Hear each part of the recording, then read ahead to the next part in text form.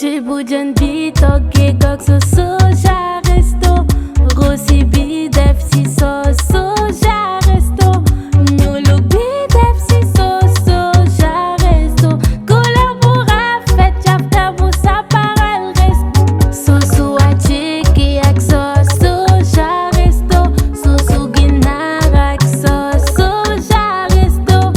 Mishwi bi ak so soja resto Sayoko yake suisi arôme épicé resto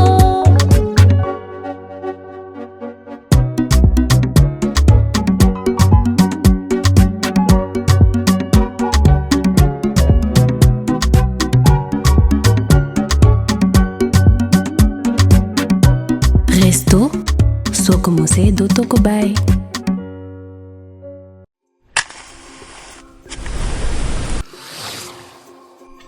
Pour que chaque repas soit un moment de plaisir, Lobou Mame Diarra Bousso est au cœur des foyers sénégalais depuis plus de 20 ans. Situé au kilomètre 18 route de Rufisque à Dakar, Lobou Mame Diarra Bousso est une société 100% sénégalaise spécialisée dans l'enfûtage et la distribution de gaz butane. C'est une équipe de plus de 200 collaborateurs guidés par une même volonté, participer activement au développement du Sénégal. Ces équipes s'appuient sur des valeurs familiales partagées et une expérience professionnelle forte, faisant de Lobogaz la marque préférée des Sénégalais. Le souci de chacun de nos collaborateurs est l'accessibilité de nos produits à tous et partout. Notre leadership sur le butane, nous le devons aux ménages sénégalais qui ne cessent de nous renouveler leur confiance, faisant de nous le leader incontesté du marché du gaz, notamment de la 9 kg. Nous avons conçu cette bouteille en respectant les normes de sécurité en la matière. Cette invention est déposée auprès de l'Organisation africaine de la propriété intellectuelle. Assurément tournés vers l'avenir, nous maîtrisons toute la chaîne d'approvisionnement du gaz, allant de l'importation à la distribution sur le marché national et à la réexportation. Notre fibre patriotique, notre recherche permanente d'innovation et notre souci de sécurisation de l'approvisionnement du pays en gaz butane ont motivé la construction de 4 sphères sous talus d'une capacité totale de 6200 tonnes.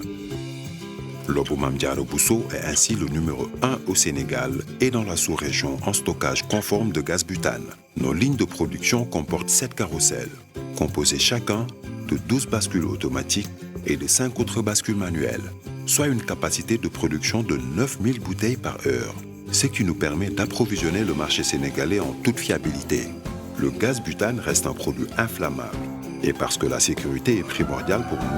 nous avons mis en place une équipe de sécurité formée et composée d'officiers de sapeurs-pompiers, de professionnels du butane et de collaborateurs. Des simulations sont régulièrement effectuées dans l'enceinte du centre afin d'assurer la sécurité de nos travailleurs, mais également des riverains. Mais nos ambitions ne s'arrêtent pas là.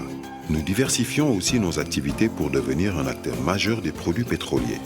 Et avons lancé en 2016 notre première station-service sous la marque Lobou Oil, avec la volonté d'innover dans la distribution d'hydrocarbures à l'instar du butane. Modernité, expertise, innovation. Aujourd'hui, nous sommes engagés pour répondre aux besoins de toute la société sénégalaise. Notre professionnalisme nous a valu la confiance de nombreuses entreprises au-delà de nos frontières, faisant ainsi de Lobou Mame Diarra Bousso un acteur incontournable de la sous-région.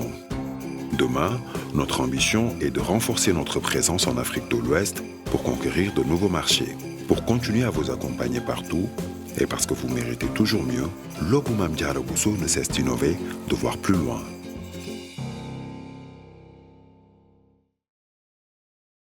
Donc Kaay Job Sénégal nekk comme je l'ai dit plateforme la boo nga xamante ni bii dafay jéem a fësal en tout cas liggéey bi nga xamante ni bii ndaw ñi ngi koy def ci réew mi. Vous n'êtes pas sans savoir qu'au Sénégal, il y a beaucoup de jeunes qui, après avoir fait leurs études, après avoir obtenu leur diplôme, ont du mal à trouver un emploi salarié. Du coup, ils ont senti la nécessité de mettre en place leur propre activité. Mais malheureusement, on a pu constater aussi que dans les grands médias, les médias classiques, il n'y a pas assez de temps d'antenne. Donc nous, Kaay Job, on a décidé aussi de se lancer dans cette perspective-là en essayant de mettre la lumière sur ces jeunes-là. Donc voilà de manière un peu ramassée ce que nous essayons de faire au niveau de cette plateforme-là qui est en fait sur tous les réseaux sociaux. Donc nous sommes à cette 5e édition de l'Afterwork Evita et nous parlons aujourd'hui d'un sujet très très important pour les entrepreneurs d'aujourd'hui et c'est les nouvelles technologies de l'information et de la communication. Car semble-t-il, les TICs, comme on a si bien l'habitude de les appeler, nous permettent d'avoir une meilleure gestion et une meilleure productivité de nos entreprises, n'est-ce pas? Mais faudrait-il d'abord savoir comment les utiliser à bon escient? Raison pour laquelle aujourd'hui, nous avons invité des panélistes inspirants qui sont toujours dans l'optique de partager, très généreux et qui s'y connaissent en la matière. Voilà. Donc, nous avons comme invité M. Mamadou Ndiaye, qui n'est pas encore là, mais il sera bientôt là. C'est un journaliste de la TFM, un journaliste sportif, une personne pour qui la passion du journal et des TICs remonte à très longtemps. Mis à part M. Mamadou Ndiaye, nous avons un jeune passionné de technologie, un ingénieur de télécommunication et d'informaticien de formation. C'est un chroniqueur, c'est un spécialiste en TICs. C'est un homme très actif sur les réseaux sociaux et à travers aussi ses astuces et ses mises en garde. Donc, nous avons aussi comme invité un sociologue parce que tant que la société évolue, tant que les sociologues vont intervenir par rapport aux relations comportementales. Donc, raison pour laquelle nous avons aussi jugé nécessaire à cet Afterwork Evita d'inviter le professeur Djibril Diakhaté. Voilà, un professeur chercheur en sciences de l'information et de la communication. Donc, raison pour laquelle nous avons aussi invité le professeur Djibril Diakhaté. Nous avons aussi invité un jeune qui est parti de loin. Tout a débuté sur une émission de hip-hop. Quand je parle d'hip-hop, le passionné d'hip-hop actuellement, on le sait tous, c'est monsieur Pape Sidi Fall. Voilà. Donc, c'est un monsieur vraiment hors pair qui est parti de très loin. Donc, aujourd'hui, à travers ces émissions encore plus et à travers ces émissions Good Morning par exemple,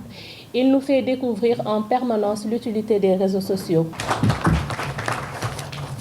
Alors, merci beaucoup. Je vais sur ce passer le micro à Barham. Je suis Pape Sidi Fall,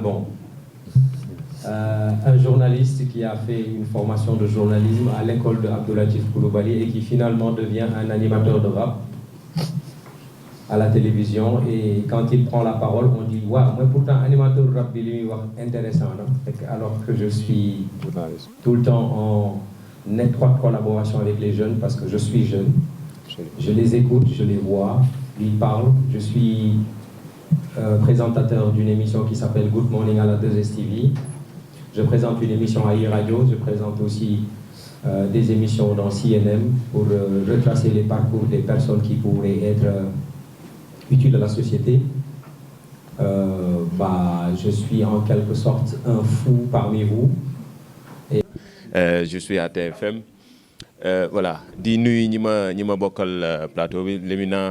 écrivain Elie Charles Moreau, machallah. Professeur moom suñu collaborateur la mun nañu wax ba pare au-delà de suñu professeur la ci xam-xam beeg li nga xam ne da koy partager ndaw ñi. Abdoulaye Ly moom sama partenaire la mun nañ ko wax moom tamit collaborateur la. Pape Sidi c'est un confrère mën nañu waxee noonu jaajëfal bu baax ñi ma bokkal plateau bi yéen ñi aussi di leen nuyu di leen jaajëfal. Donc asalaamaaleykum vu qu'ils m'ont redonné la parole donc tey ñu fas yéene waxtaanee technologie ak lépp lu jëm ci wàllum développement et innovation. Donc quand on parle de développement donc c'est quelque chose qui est essentiel et hyper important. Fépp ci àdduna bi ñu ngi wax développement donc on essaie d'atteindre le développement par tous les moyens. Donc on parle aussi d'innovation et quand on parle d'innovation forcément mënuñu wax génne ci les TIC. Avant on disait les INTIC donc nouvelles technologies de communication et d'information. Maintenant nekkatul li nga xamante ni lu bees la donc ñu ngi ciy bëgg a yàgg c'est pourquoi on dit TIC, d'où la suppression de la lettre N.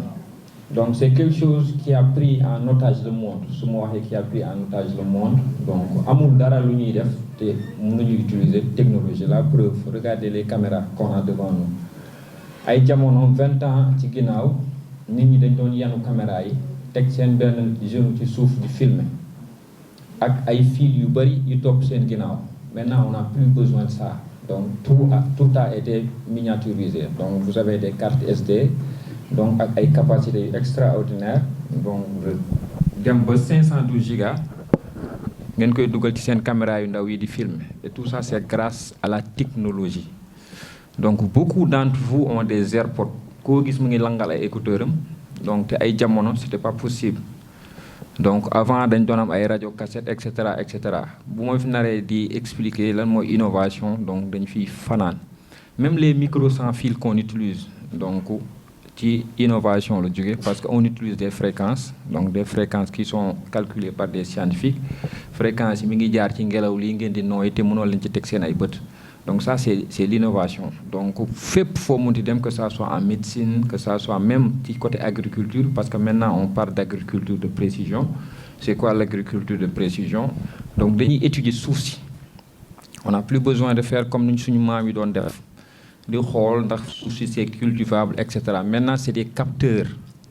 ñooy xool suuf si, quel que soit suuf bu ma mënti doon, dinañ xam fii lan lañu fi war a mën a bay ba suuf si nekk suuf bi nga xam ne dafay rentable.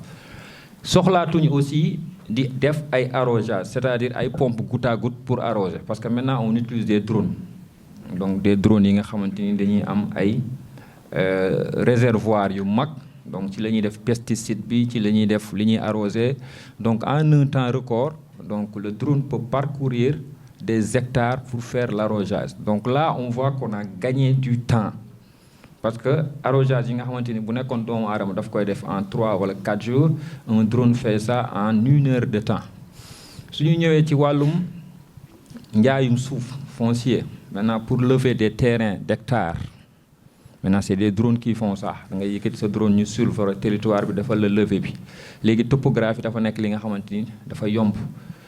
léegi médecine toll na fi nga xamante ni mun nañu opérer nit à Dakar, fekk ne ki koy opérer mu ngi aux États-Unis, yor ñaari manette PlayStation mel ni kuy jouer,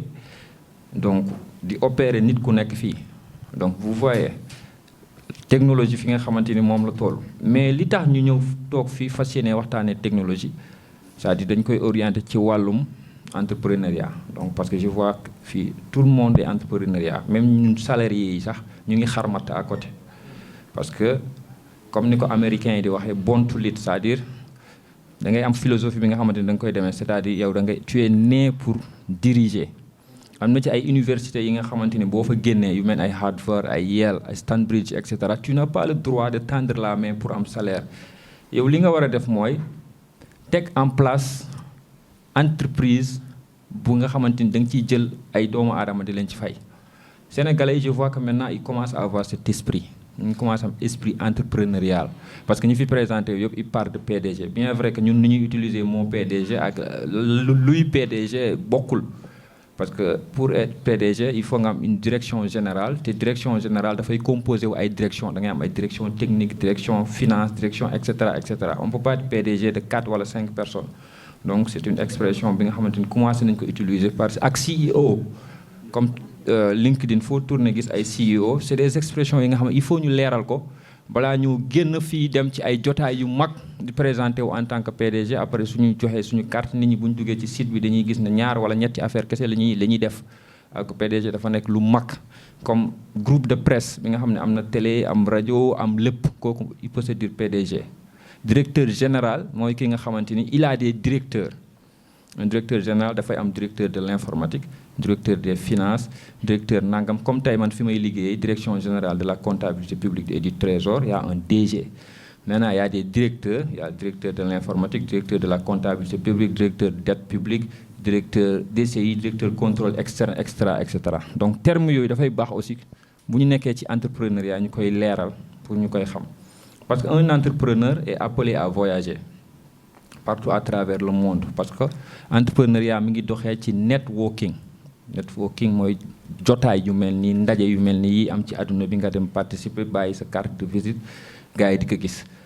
En parlant de carte de visite sax léegi am na ay carte de visite yi nga xamante ni ay code QR kese nga ciy def parce que suñu téléphone portable yi ñun ñëpp dafa am ay lecteur de QR code yi nga xamante ni nit ki day ñëw ne la an sa carte de visite moom bu scanné sa QR code bi nekk ci sa carte bi soxla nga ci def sa tur ak sa sant sa information yëpp a ciy génn même si tu as 10 sites web mun nga ko condenser ci biir QR code boobu noonu donc ça nous permet encore une fois de gagner du temps donc pour dire que la technologie dafa ñëw gën a yombal entrepreneuriat c'est-à-dire la connaissance est tellement démocratisée que l'ignorance devient un choix. Pourquoi je dis ça? Parce que xam-xam fépp la nekk da ngay dugg ci wanag bi sax di faj sa soxla jël sa téléphone portable di lire c'est-à-dire bërëb boo munti nekk mën nga gëstu am na ay sites yu fi nekk yi nga xamante ni dañuy offrir formation gratuite dañ la ciy tegal sax ñu certifier la certification et certification moo ëpp valeur diplôme parce que bu ñu waxee diplôme ça concerne peut-être un pays wala benn zone géographique par contre bu ñu la certifié par rapport à une telle formation par exemple Cisco bu ñu la certifié pour utiliser benn équipement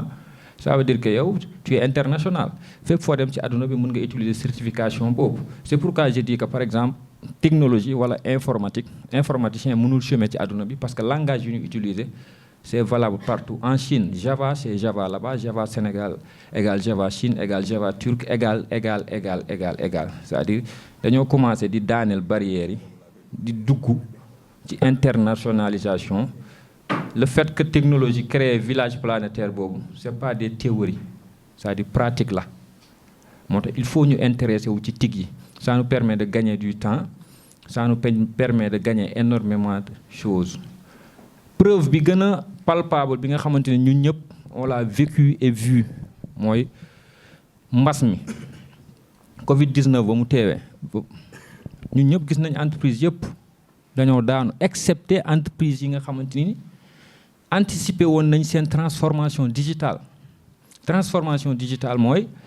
dañuy def lu ñuy woowee la dématérialisation des procédures dans une entreprise la dématérialisation des procédures c'est-à-dire procédures yi ñu doon utiliser manuellement dañuy fexe numériser ko digitaliser ko de telle sorte que la personne soit présente ou pas les choses continuent de fonctionner ñu bëri ci la ñuy découvrir télétravail alors que c'est quelque chose qui a existé depuis la nuit des temps ñu bëri ci la ñuy découvrir travail à distance et cetera boobu sax la Facebook profito créer le concept du métavers maanaam métaverse bi ngeen di dégg c'est-à-dire rendre virtuel notre vie en général su ma koy misaal mooy tey salle bii nii ñun ñëpp tey bu métaverse bi demoon ba avancé ku ci nekk da ngay am sa benn casque de réalité augmentée ci sa biir kër ngay toog connecté wu mais dañuy reproduire ndaje bii nii mu reproduire ndaje bi li ñuy waxtaanee ni ma leen di gisee neen ngeen may gisee parce que xam nañ ne adduna bi dina dem ba toll fi nga xamante ni déplacement dafay daal di impossible parce que doomu aadama yi ñu ngi yokku on est plus de 7 milliards maintenant et dañuy gën a dem di yokku Dakar gis ngeen professeur Djibi Diakhaté léegi lu mu jànkonteel pour des distances de 5-10 kilomètres da ngay def 2 heures voire 3 heures de temps alors que si on avait la possibilité de faire par exemple conférence kii bii nii ndaje mii nii virtuellement du ñu am contrainte de temps il y aura moins de voitures ci tali yi moins de pollution parce que suñu oto yi dañuy émettre gaz kenn du perte de temps et cetera parce que coono bi ngay daj ba yegg si fii nii rek mun na nekk li nga xamante ni dafay contre-productif ci sa xalaat ak ci ngay di réagir et cetera te ñu gisaat encore ci jamonoy mbas moomu noonu les entreprises yi nga xamante ni dañ doon évoluer ci e-commerce donc muy ñoom Amazon di ñoom Alibaba et cetera donc ils ont fait un bond extraordinaire donc ay nit yi nga xamante ni ils ont gagné des milliards de dollars ci ay laps de temps indi woon naa fi ay chiffres sax gis nga ci jamonoy 2019 commerce électronique mondial bi ils ont atteint 26 700 milliards de dollars Amazon a explosé parce que nit ñi dañ leen confiné woon ñoom dañoo anticiper jamono fu muy toll moo tax tout le temps man fi may liggéeyee dama leen wax il faut ngeen am capacité di def ay saut vers le futur ngeen jéem a xool lii moom mooy dox d'ici quelques années allons-y il y a beaucoup de jeunes qui l'ont compris au Sénégal Eva mi ci la bokk mu ngi créer ay affaire am léegi nit ñi dañuy liggéey te soxlawuñ boutique. Il y a des gens qui vendent avec zéro stock. Il y a des gens qui vendent avec zéro stock, je vous dis. Ils démarrent avec 0 francs. te ñooñu ñoo fi nekk di doxal soxlawoo di louer boutique soxlawoo fay courant soxlawoo fay ndox soxlawoo dara créer sa benn plateforme bi nga xamante ni dafay daal di dox maintenant nag dafa am lu mu laaj ci ginnaaw connaître son client nan ngay publier yan heure ngay publier c'est-à-dire optimisation wu plateforme bi de telle sorte que nan ngay attirer say clients parce que yooyu yëpp c'est des statistiques d'où le fait que ñu créer benn formation bu tudd BI business intelligent ñu gën koo xam si le décisionnel c'est-à-dire tey da ngeen di dégg un scientifique des données ñu koy wax data scientist donc wala koo xamante ni c'est un administrateur des bases de données parce que les données sont maintenant beaucoup plus chères que l'or je vous dis or sax ak pétrole données moo ko gën a cher la preuve on a vu Elon Musk qui a acheté Twitter ak 43 milliards. Avec ces 43 milliards-là, ils pouvaient s'acheter les 20 plus grands clubs de football au monde. Real, Barça, Paris, etc. Et Twitter, nous c'est juste une plateforme pour tweeter ça. Parce que c'est les données qui sont derrière qui l'intéressent. Facebook, le groupe Facebook, comptabilise plus de 4,3 milliards d'utilisateurs actifs, c'est-à-dire moitié population mondiale. Nous devons tenir en otage à Donald Trump qui était président puissance bi gën a ngand ci àdduna bi di États-Unis ba mu leen commencé sonal moom la ñuy jël bannir ko ci Twitter restreindre liberté d'expression. Vous voyez le pouvoir de ces GAFA et man Facebook rek laa leen wax je ne parle même pas des GAFAM muy Google, Amazon, Facebook, Apple ak Microsoft. Donc les données coûtent excessivement cher. C'est ces mêmes données-là qui ont élu Donald Trump. Données yooyu la nit ñi di nekk di guerre ñun nag il faut ñu comprendre lan mooy enjeu données yooyu. Pape Sidi Fall dinaa dugg léegi ci exemple yi par exemple léegi les rappeurs les artistes globalement avec les plateformes de streaming ils ont beaucoup plus de visibilité. Tey boo duggalee benn album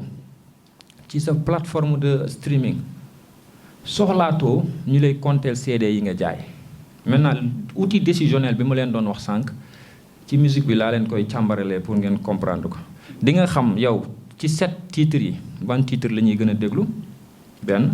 ban région moo koy gën a déglu ci Sénégal ban tranche d'âge moo koy gën a déglu en temps réel ñaata ci jour tey ñaata nit ñoo ko déglu et cetera et cetera gën nga données yooyu noonu da nga war a am benn spécialiste des données bi nga xamante da nga ko koy jox mu liggéey ci de telle sorte que yow booy génneewaat beneen album di nga xam ban style de musique nga war a génnee ban tranche d'âge ban frange de société bi nga war a gën a sóoraale ci li ngay génnee les Américains ils font ça moo tax à chaque fois bu ñu génnee single bi du raté parce que ci données single bu passé yi ci la ñuy xool jël expert data scientist bi mu analyser xool données yi de telle sorte que dina xam lii ak lii bi nga xamante ni nit ñi bëgg ko dañ koy génnee mais ñi fi nekkoon ay temps ay Rapadio et autres ils n'ont pas eu cette chance là amuñu woon chance boobu noonu dañ doon jaay dans le temps nii rek télévision yi léegi ñun soxlaatuñu di def sondage di sonal suñu bopp di wër ci kër yi di laaj parce que Facebook est là en temps réel tu peux savoir combien de personnes ñoom la lay suivre mun nga xam tey yaa d'ailleurs booy Sonko yi sax ñoom ci loolu la ñuy jouer chaque jour tey am nañu 24 000 en live et cetera parce que tu maîtrises les données en temps réel moo tax képp ku am pouvoir de maîtrise des données en temps réel nekk ci entrepreneuriat boo évolué wul wala avancé woo pour man dafay fekk ne gëstu woo te ñàkk gëstu li ma wax rek tayeef la ci jamono ji parce que xam-xam jaratu fi dara donc comme dañ ma joxoon pour ma introduire camper le décor te dama bëri wax ma yamale ko fii ba question yi ñëw. maa ngi leen di gërëmaat tey yeesal sama tuub je m'excuse vraiment ci borom xam-xam yi toog ñuy dox dof bu mel ne man kàddu maa ngi jéggalu bu wér ci kàddu yi ma yëkkati man dama am ay influence balaa may découvrir li ñuy wax entrepreneuriat influence yooyu maa ngi ko jëlee diggante Njaaréem ak Saalum Bawol ak Diourbel ak Kaolack ndax bi ma demee ba gëstu li ñuy woowee entrepreneuriat lu ci ëpp tur yi moo bees rek waaye lépp daanañ ko def ci réew mi boo xoolee ndaw bu juddoo Sénégal à Dakar mun nga dem crèche mais boo demee région jardin ngay commencer pour ñi am doole jardin la ñuy commencer après dem école élémentaire après dem école secondaire après dem lycée jóge fa dem université waaye ci cursus boobu yépp juróom-ñeent fukki ak juróom-ñeent 95% des jeunes bu ñu génnee dañuy daw utiwaat métier ñoom jàng rek lañ leen santoon biñ ci tollee def nañ ko ndeysaan gore nañ góorgóorlu fexe ba jël première mbaa deuxième ci seen composition di jaayante di jàng di këru leçon yi di parcuriser bu ñu paree dañuy dem uti ji liggéey parce que système bii ñuy jàngale amut lenn loo xam ne boo ko génnee di nga ko ci mën lu jàngale ji waat mbaa bu fekkee da nga nekkoon fac droit nga jéem a nekk ci benn cabinet avocat donc ça laisse à désirer waaye ci geneen wet gi dama daa gis daaray Serigne Saliou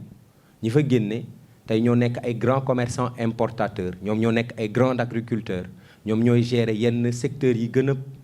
essentiel ci économie réew mi ñoom la ñuy wax ay commerçants yi nga dégg ñu mag ba pare nekk ay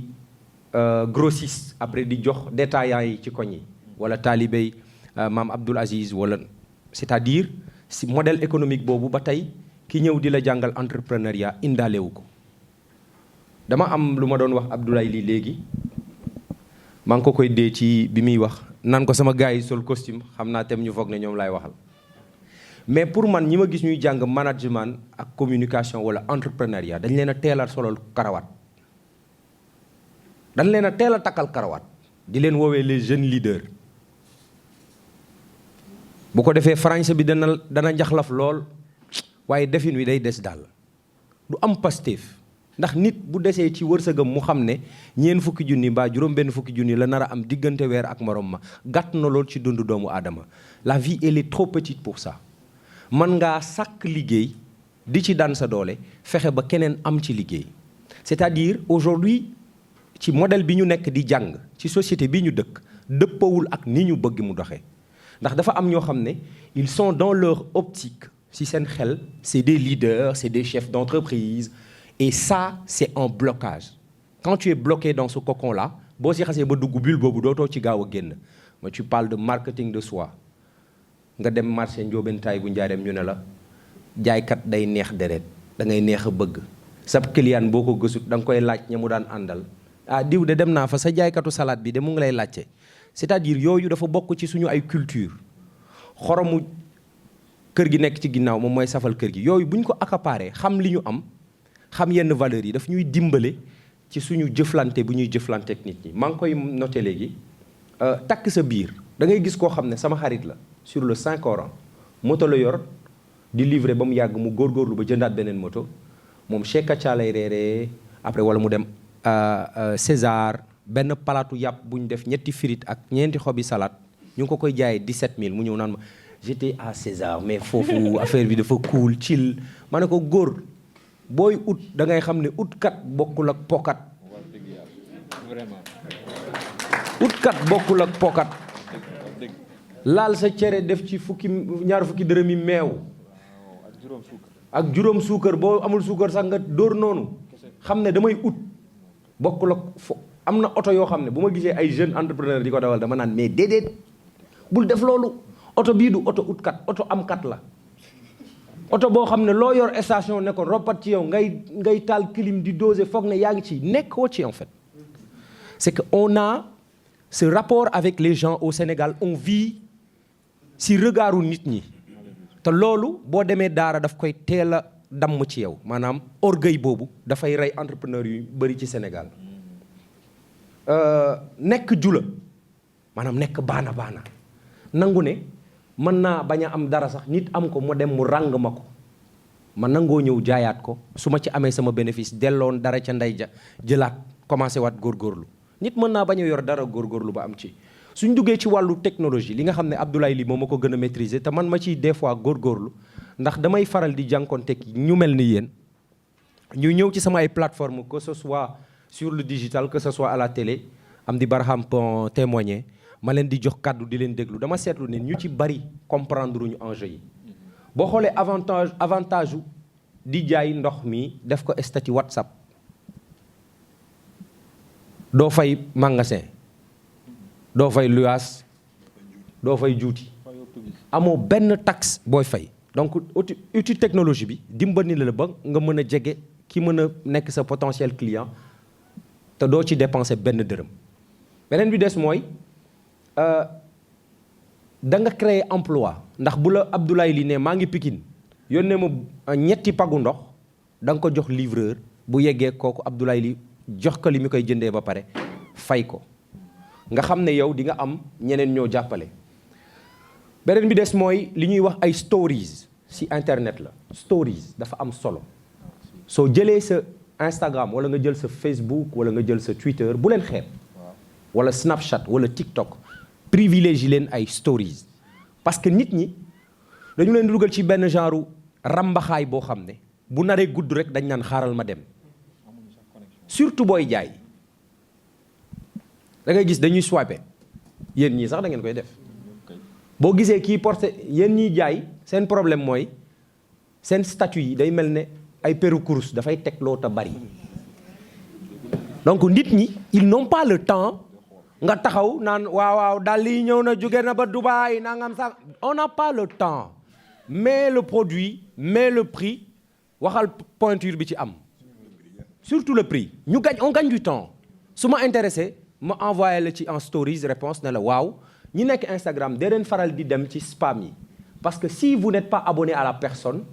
et que la personne vous envoie un message du ñëw directement ci sa boîte de réception dafay dem ci spam yi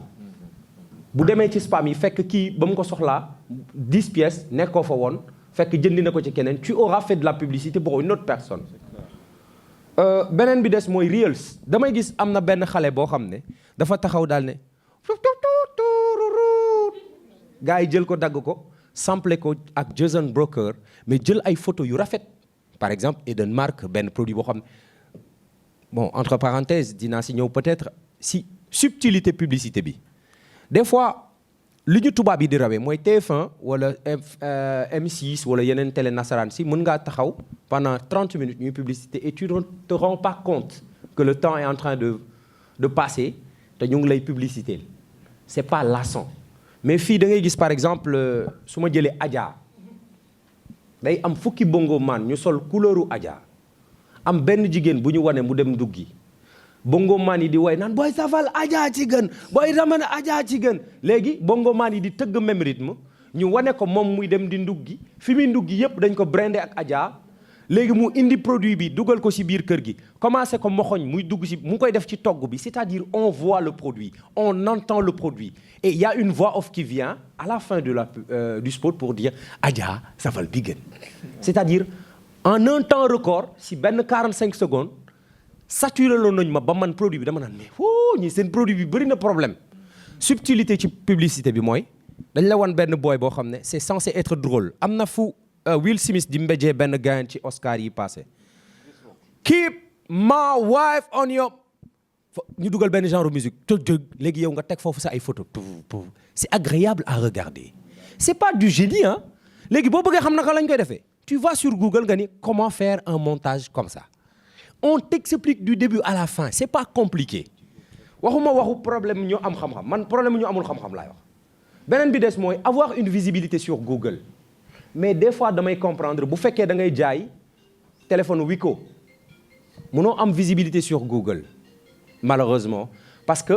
keneen ku la ëpp doole mu nga fa di jaay produit bi yow da nga jënd rek di jaay di ut ñaari téeméer wala 2000 francs yoo ci am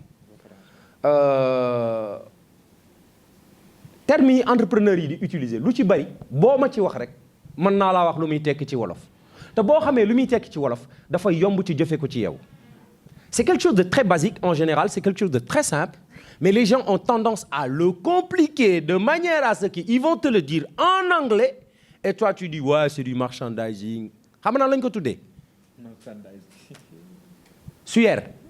boo rombee fii nii maire yi di jaay orange buntu Pout dañuy jël benn paan aj ci ay këyit jël mango ju rafet ji teg ko ci kaw jël ju sew ji teg ci suuf ils t'ont vendu le produit avec la beauté et c'est comme ça que vous devez procéder suyeer na ko rek organiser ko ba jël kemb ju baax ju fere ju rafet ji teg ko ci kaw suyeer la terme marketing yëpp am na ci wolof bu ñu fàttali ko marketing boo demee ci école yi koy jàngale fii ci réew mi ay doomi réew mi la ñuy jël en exemple te boo seetee ki la gën a jege xoolal borom boutique bi ay exemple yu ndaw la mais boo duggee si cocon je suis un chef d'entreprise là mon ami c'est compliqué d'autant plus que ñun Sénégal produire uñ dara par exemple bu ma amee kii ne ma dafay defar ay t-shirt bi dañ koy defaree Chine imprimante bi ñu ngi ko defaree feneen vinyle bi ñu ngi ko defaree feneen léegi yow boo ko indee da ngay jënd t-shirt bi jënd vinyle bi fay ki la ko pressel fay courant fay local bi nga koy defee yow balaa muy yegsi ci ki nga xam ne mooy consommateur bi boo ko jaayul 6000 doo ci am ñaari téeméer bu fekkee da nga cee nar a génne booy bi lay livreel ñaa ngi desee 500 francs donc ci maillon wu chaîne bi yaa ngi ci suufa suuf moo tax il faut nga wàññi coût yi ngeen di def ci yenn mbir yi daf leen di dimbale je pense je vais terminer là mooy données mooy léeg-léeg da ngay nekk TikTok sa téléphone yaa ko moom yaa ko jënd nga nekk TikTok soo gisee benn vidéo benn gaayen buy xool benn muus nga ne yëfi muus yi de moom intéressé wu ma waaye soo gisee kuy wax affaire par exemple Mbaaco Njaay mu génne clip nga toog ngay xool wala nga gis kenn kuy wane benn appartement nga naan ay waay appartement bi de waroon naa ko am boo seetaanee vidéo bi ba pare benn robot day toog fa mu toog daal di lay dugal ci nit ñi nga xam ne dañuy soxla appartement léegi nag données yooyu la ñuy jël ñu soppar ñi ko ba bu nit dikkee ne dama bëgg a publicité appartement dañ naan ko am nañ 150 000 personnes Sénégal yoo xam ne appartement yitteel na leen da nga doon wax démb waxi appartement rek tey nga gis ñu dugal ko ci publicité bi c'est quelque chose de très simple noonu la données yi di fonctionner maa ngi jéggalu su ma jëlee temps après ma bàyyi kilifa yu ñu wax ñoom ñoo xam li may wax man xaw ma ci dara. Merci beaucoup Alain.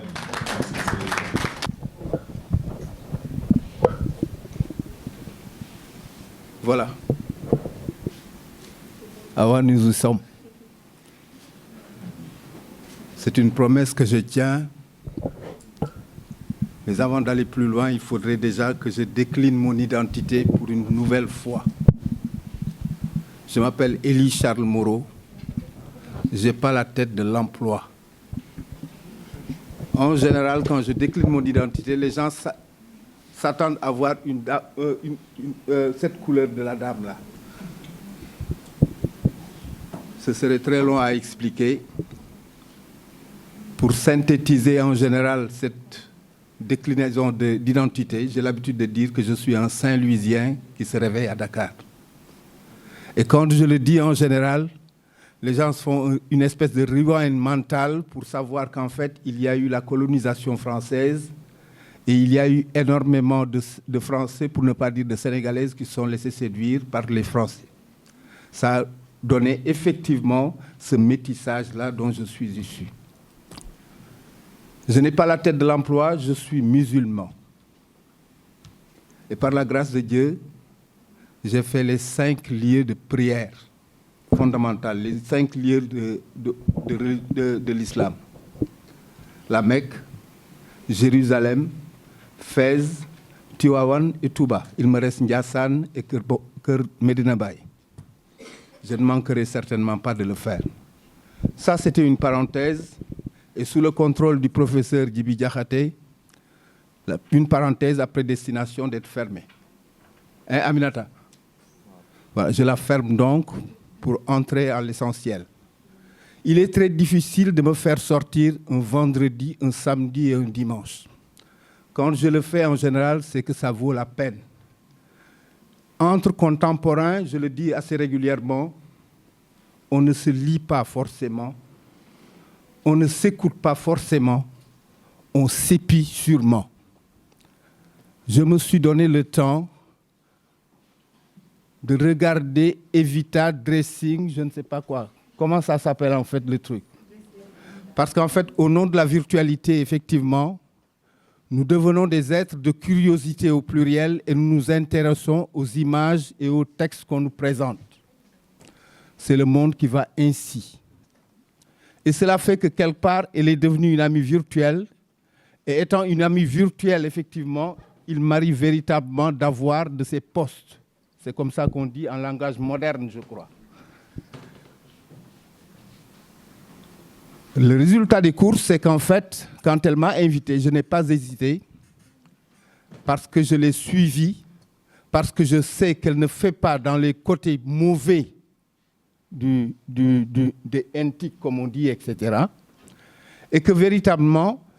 un samedi me déplacer pour elle ou un dimanche me déplacer pour elle, c'est réellement du temps que je risque de gagner utilement. Et c'est exactement pour ça que je suis là. Pour symboliquement lui déjà manifester mon soutien, mais être de ceux-là qui doivent lui donner tous les courages pour continuer. Parce qu'en fait, Abdou Diouf aimait à le répéter, c'est le difficile qui est le chemin. Et quand on choisit le difficile véritablement, il faudrait véritablement aussi des gens pour vous aider. Parce qu'en fait, une entreprise, elle commence par une question. De la même manière que j'ai la certitude qu'une phrase ne commence pas par une majuscule et se termine par un point, mais une phrase commence d'abord par une intention. J'ai l'intention de faire une phrase et tu sais quelle phrase tu dois faire parce qu'en fait, le sujet et l'objet sont dans ta tête. De la même manière que j'ai cette certitude-là, je dis qu'en fait, pour entreprendre, il faut déjà se poser des questions. Les questions majeures, elles sont simples. C'est pourquoi pas moi aussi? Tirer son épingle du jeu et à la limite, énormément d'autres choses qui doivent faire de sorte qu'on joue ces partitions et qu'on puisse laisser des traces et des marques qui vous survivent positivement. C'est à la limite, comme j'ai l'habitude de le dire, les questions que l'on se pose quand il faut déjà entrer dans le concept qui consiste à entreprendre. Mais déjà, j'ai un problème. Le problème, c'est qu'en fait, quand Eva m'a dit que je serais assez honoré pour figurer dans ce panel-là, comme les bons élèves, effectivement, j'ai préparé un texte. Et je l'avais intitulé « Ère du tic-tac » ou « Ère de TikTok » ou les deux à la fois. Il se trouve en fait que la salle, comme elle est configurée, ne me permet pas d'abuser du temps des gens, effectivement, pour réellement décliner le texte. Je ferai synthétiquement le plus simple. Je l'enverrai à Eva et tous ceux-là qui lui donneront leurs coordonnées, effectivement, le recevront. Ce sera une manière déjà de régler toutes les questions parce qu'en fait, il y a effectivement ce que Pape Sidi a dit dans mon texte, il y a ce que Ly a dit dans mon texte, mais je ne voudrais pas ennuyer les gens parce que je suis dans un stade, dans un espace où je voudrais que l'interactivité fonctionne. Les gens sont déplacés, effectivement, c'est dans une perspective de poser des questions et d'avoir des raisons idoines pour continuer les chemins qu'ils ont choisis. L'autre problème que j'ai, en fait, c'est le libellé du sujet. Avant de développer une innovation, il faut déjà entreprendre. C'est-à-dire qu'en fait,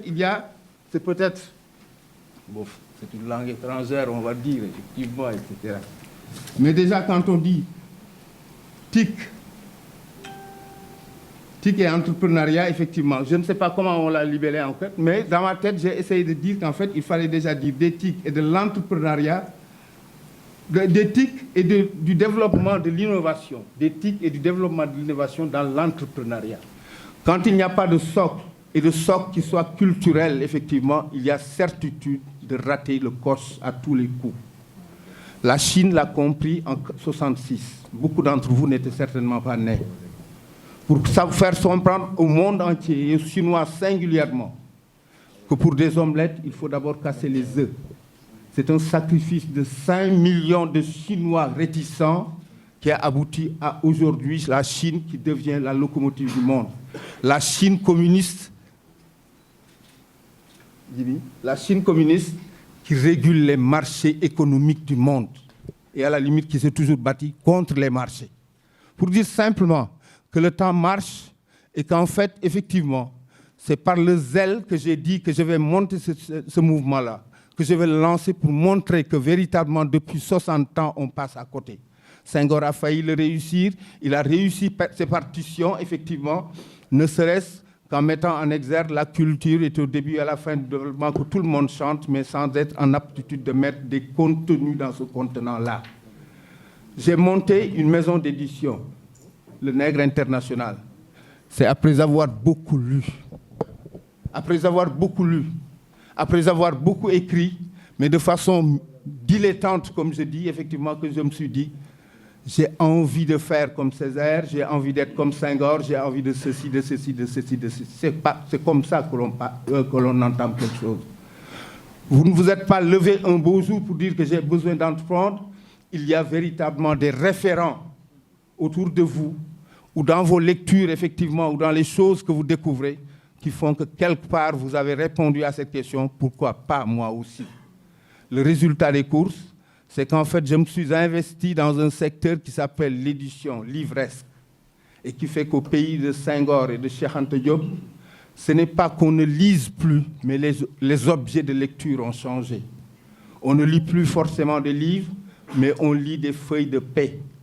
On lit des factures d'eau et l'électricité, on lit des décharges de per diem, effectivement. Et c'est cela qui fait que ça corse beaucoup de choses. Mais malgré toutes ces choses-là, effectivement, c'est une invite à chacun d'entre vous ici, entrepreneurs. Malgré les écueils et malgré les aléas, effectivement, grâce ou à cause des aléas, il faudra continuer vos chemins. C'est exactement cela. Et c'est cela qui me faisait dire tantôt que c'est le difficile qui est le chemin. En tout cas, il y a beaucoup de choses à voir, il y a beaucoup de choses à dire, il y a beaucoup de choses surtout à prendre comme acquis et il y a beaucoup de choses à éviter. Internet est un monde. C'est un monde virtuel, mais c'est un monde. Et dans un monde, des écoles mauvaises dans lesquelles nous sommes sortis, on nous a au moins fait comprendre une chose utile. Il faut de tout pour faire un monde. Et dans ce tout qui fait le monde, effectivement, nous ne sommes pas obligés de tout gober. Il y a les bons et les mauvais côtés. Dieu a encore montré le chemin, ne serait-ce que par le manichéisme. Là où il a créé le bien, il a créé le mal. Là où il a créé la joie, il a créé la tristesse, etc., etc. Nous ne sommes pas obligés de tout gober. Nous ne sommes pas des fourre-tout. Nous ne sommes pas à la limite des ramasseurs de poubelles, comme on dit, mais on peut, dans ce que Jean Kelevitch appelait les tout et les riens qui font le monde, effectivement, nous sommes en aptitude de prendre ce qui nous intéresse, ce qui nous avantage et ce qui veut faire de sorte que nous ne vendions pas notre âme. Je suspends le dire pour le moment, en attendant de pouvoir revenir avec vous, si vous voulez, sur des questions, pour ne pas dire des réponses. Merci beaucoup. Dama bëggoon a commencer nuyu ñi nga xam ne ñoo fi nekk ñëpp di féliciter ñi jël initiative bu plateforme bi ñu toog waxtaan. Je crois que awuma chance su fekkee présentation bi mais ci li ma comprendre mooy ñu bëri ñu fi nekk ay entrepreneurs lañu. Et que ci waxtaan bi ñu ngi waxtaan ci mbirum entrepreneuriat. Je crois que loolu am na solo ki nga xam ne nag dafa tàmbale ci entrepreneuriat wala ki nga xam ne tàmbaleegul ki nga xam ni mi ngi ci. te mi ngi ciy gis boppam ki nga xam ni mi ngi ci mais gisu ci boppam mi ngi jàpp ni am na ay jafe-jafe ñooñu ñëpp bu ñu dajee toog dafa am wax bu ñu leen war a wax boo xam ni moom moo leen di boole ñoom ñëpp. Je crois que ñi fi jot a intervenir def nañ fi intervention yu am solo li ma bëggoon a wax rek mooy benn seetlu bu njëkk mooy bu ñuy wax entrepreneuriat gis nañ ni ci pays anglophone yi la gën a développé wu ci pays francophone yi. loolu moom gis nañ ko loolu constat la maanaam boo demee dëkk yi nga xam ni surtout dëkku Afrique yi nga xam ni Angleterre moo fa jotoon a jaar nekk seen colonisateur dëkk yooyu la entrepreneuriat gën a développé ci dëkk yi nga xam ni France moo fa jaar nekkoon seen colonisateur. mais loolu bu ñu ko defee xasee ba def constat boobu da ngay xool lu waral loolu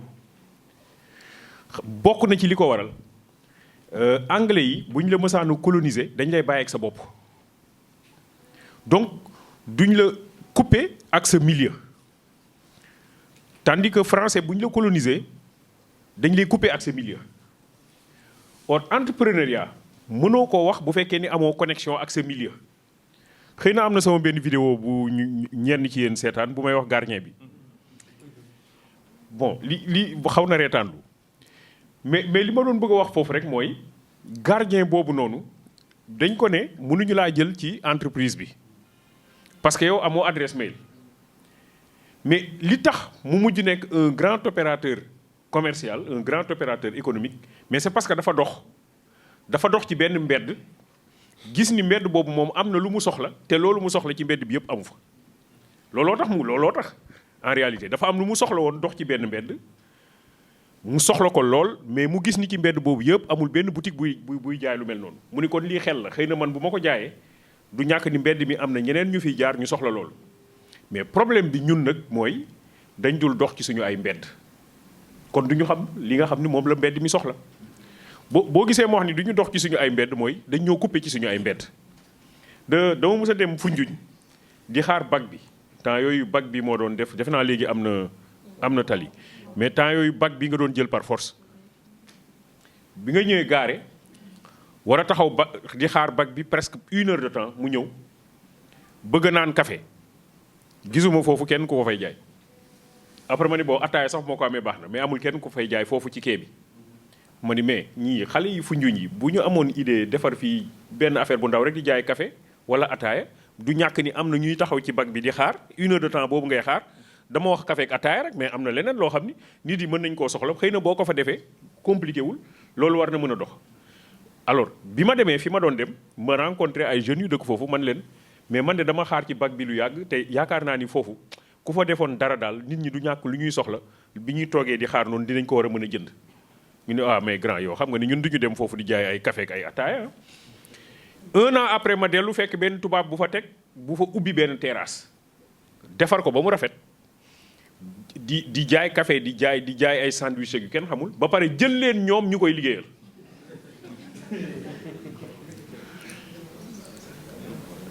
en fait c'est ça aussi c'est-à-dire que li ma bëgg a wax mooy xëy na ñoom dañoo taxawul bon yow mi fi dëkkul taxaw nga fa xaar xëy na ñoom bu ñu ñëwee pirogue bi rek la ñuy jël dem taxawuñu fa xaar pour xam dëgg-dëgg li nga xam ne moom moo fay opportunité parce que milieu boo fa nekkee il faut que nga xam opportunité ya fa nekk pour nga mën koo exploiter or li ñu xam mooy que pays africains yi opportunité rek la pays africains yi yëpp nag Sénégal ak yëpp ay opportunité rek ñoo fi ne léegi problème bi mooy ndax ñi ngi koy gis ndax xam nañ ko parce que nag attention mën na nekk affaire boo xam ni yaa ngi koy gis bis bu ne mais doo ko gis yaa ngi dajeeg moom bis bu ne mais doo ko gis exemple bu ndaw laay jox léegi bu ma ni woon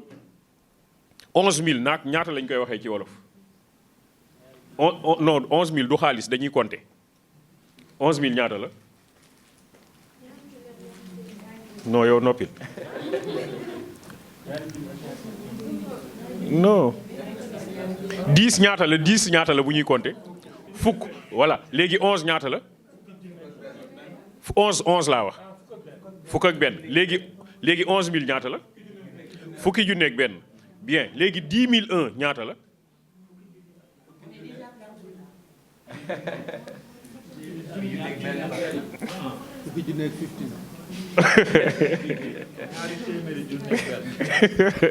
bon c'est que xam nga bu ma nee 11000 wolof dëgg danaan fukki junne ak benn bu ma nee 10001 danaan fukki junne ak benn mais li normaloon mooy wolof 11000 dafa waroon wax fukk ak benn junni 10001 mu ni fukki junne ak benn mais ku ne xam na ni wolof du wax fukk ak benn junni mais lu tax loolu découvrir ñu ko parce que ñun ñu ngi ci biir ñi ngi koy pratiquer bis bu ne donc du ñu découvrir problème bi ci am en réalité loolu la c'est-à-dire que yenn saa yi nga nekk foo xam ni di nga gis lu fa am mais doo ko gis da nga dajeeg moom bis bu ne mais doo ko gis kenn moo koy làmb daj ko nga ni mais man pourtant affaire bi waroon naa am idée bi parce que bis bu nekk maa ngi koy gis donc c'est déjà bien que ci monde anglophone ñoom dañ leen a bàyyeeg seen milieu tandis que monde francophone bàyyiwu ñoog suñu milieu moom la monsieur Fall doon wax léegi et il a raison bi mu waxee ñi jàngee ci daara dafay am lu ñuy gis li nga xam ni ku jàngee école française du ko gis loolu la doon indi sànq en réalité parce que ki jàngee ci daara mi ngi ci milieu bi tandis que ki nekk école française dañ koo couper milieu bi preuve bi mooy dans les années 80 Abdou Diouf qui était président de la République du Sénégal avait mis en place la DIR je parle sous le contrôle de Eli c'était la délégation à l'insertion à la réinsertion et à l'emploi moom mu ni léegi pour ñu bëgg suñu développement économique gaaw il faut ñu jël les maîtrisards en économie impliqué leen ci la ñuy jël maîtrisards yi am économie yëpp maîtrise ñu defal leen ay GIE daal di leen di jox ay oto bu fekkee am na ñu fàtte loolu ñu ko fekkee dans les années 80 ñu jox leen ñii ñu jox leen ay oto ñii ñu jox leen ay tool pour ñu bay ñii ñu jox leen ay boulangerie mu ni ñooñu buñ ci duggee maîtrisards économie yooyu nga xam dañoo am xam-xam ci koom-koom buñ ci duggee léegi mbir mi leer mais biñ leen ko joxee ñoom ñëpp at ak ñaari at lañ leen may ñoom ñëpp daanu ñi ñu joxoon oto yee daanu donc pour ñu def ay transport yëpp daanu ñi ñu joxoon ay tool ci delta fleuve Sénégal ñëpp daanu ñi ñu joxoon ay boulangerie yëpp daanu mais jamono yooyu nga gis ay sénégalais yoo xam ni mosuñoo def économie mosuñu def école mais ci même secteur yooyu ñi ngi ciy génn mooy ñoom Lawat Fall yi nga doon dégg ñoom Ndiaga Ndiaye yi nga doon dégg ci beneen côté bi ñoom Bokar Samba Dieye ñi nekk ci mbirum ceeb ñoom Tall Moussa Fa Jili Mbay ñoom ñu nga Kébé ñooñu nekk ci ay secteurs yooyu di ci génn te ñi nga xam ne jàng nañu ba seen xam-xam màcc ci économie ñu jox leen yooyu mënuñu cee génn mais loolu Fall wax na ko te il a raison bokk na ci li tax ñoom ñu ci bëri échoué bi ñu leen joxee subvention bi ñu leen joxee xaalis ni leen dem leen jëndi oto balaa ñuy jënd oto dañoo jënd lunette ba pare non je ne farce pas dañu jënd lunette ba pare jënd saak jënd saak way jënd yu mel noonu lunette yoo xam ni soxlawoo ko jënd saak boo xam ni c'est très cher waaye saak diplomate defar ay bureau def ci climatiseur defar et cetera ba pare nag soo ko song finalement li lay dese benn oto nga ciy mën a am te oto boobu pour mu fonctionner normalement dafay commencer am jafe-jafe je veux dire simplement que Fall wax na ko loolu la ñuy wax culture entrepreneuriale maanaam ki nga xam ni dafa lancé wu ci entrepreneuriat dafa am ci ginnaaw ay valeurs yi nga xam ni moo ko war a téye maanaam dafa war a xam ne moom toujours ndax mi ngi rencontrer bëgg-bëgg doomu aadama yi donc ndax mi ngi connecté wu ci bëgg-bëgg doomu aadama yi te loolu il faut mu xam ko je crois que lii aussi wax na ko il faut que mu xam doomu aadama yi seen bëgg-bëgg fan la jublu premièrement deuxièmement il faut que mu nekk aussi ku souple parce que bëgg-bëgg doomu aadama yi tamit ki may présenté léegi nee na day xool société bi ni muy soppeekoo mais société bi tamit day soppeeku donc soppeeku boobu il faut nga koy mesurer parce que tey jii mën nañu bëgg lii suba loolu ñu bëggoon xaw a évoluer tuuti bu ko defee yow il faut nga topp loolu tamit nag il faut nga topp loolu je crois que c'est important mooy un des problèmes yi ñu am au Sénégal mooy ko bu ma defee benn affaire mu réussir ñëpp def ko waaw ñëpp def ko ah bu ma defaree gis nga am na benn instant mu amoon fi ay cyber télécentre laa doon bëgg a wax télécentre mu am télécentre ñëpp defar télécentre après cyber ñëpp defar cyber en fait ñëpp dañuy topp la même chose parce que instant boobu mais ki nga xam ni moo defar njëkk a defar télécentre moom à un certain moment waroon na faa wàcc ñooñu dem nekk ca leneen xaw ma xam ngeen en fait yéen a ngi may topp mais doo leen ma fa fekk mukk parce que saa yoo leen excès fekk ne man maa nga ca leneen waaw jublu naa ci leneen loolu moom mooy aussi nga suivre bëgg-bëgg doomu aadama yi donc il faut toujours rester connecté à la communauté connexion boobu dañ ci am problème ñun dañuy connecté wu ci yeneen affaire mais connecté wu à la communauté xam bëgg-bëgg communauté bi ni muy évoluer ak li nga xam ni ñëwagul mais nga gàttandu ko xam ni lii c'est sûr et certain que dafay ñëw en fait le Bawol c'est pas l'habitant de Diourbel forcément pour man c'est une mentalité di nga gis koo xam ni Kédougou la jóge mais nekk Bawol di nga gis koo xam ni Dakar la jóge nekk Bawol c'est une mentalité mooy nga mën a gàttandu loo xam ni ñëwagul quelque part nga xam ni fii danañ fa jëm c'est sûr et certain que fii dinañ fa jëm am na benn waay bi nga xam ni dama ko xama dafa tabax benn hôtel bu mag defar ko côté Ngaye Mékhé ci benn village mu defar fa hôtel bu mag mais hôtel bi même man au départ dama am problème dama ko ni mais yow sëñ bi fii nga defar hôtel kenn du fi ñëw Kumba àndal malheureusement hôtel ba muy commencé dox moom fekk ko fi waaw mu ni ma dañu découvrir zircon ci côté yi te dina ñëw et c'est ça la vérité bi ñu découvrir zircon bi foofu zone jogo beeg dem foofu yëpp ñi nga xam ni mooy ingénieurs yeeg ñi ñëw tubaab yi dañuy ñëw commencé di dëkk foofu malheureusement bi affaire bi di jël envol moom fekk na mu dem fi mu jóge fi yàlla jël ko mooy kumba àndal boobu alors loolu dafa lay wan ni mooy man maa ngi ci lii mais dama fay jóge léegi dem feneen parce que affaire yi dafay évoluer affaire yi toogul fenn bi ci des moom mooy jafe-jafe loolu aussi il faut ñu wax ko parce que entreprendre ci suñu dëkk bi yombul pression sociale bi dafa bëri man li may tuddee impôt social ñun ñëpp dañuy fay impôt social xam nga impôt social mooy lan mooy laaj bi moo bëri boo amee gel non c'est ça la vérité xamante nañu aussi boo amee gel da ngay fay impôt social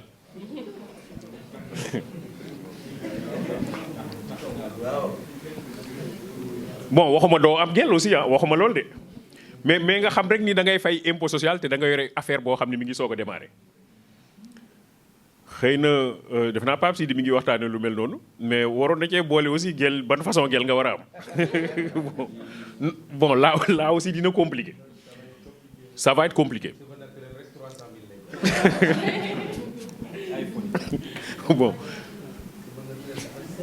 bon non léegi xale yu jigéen ñi oto la ñu bëgg en fait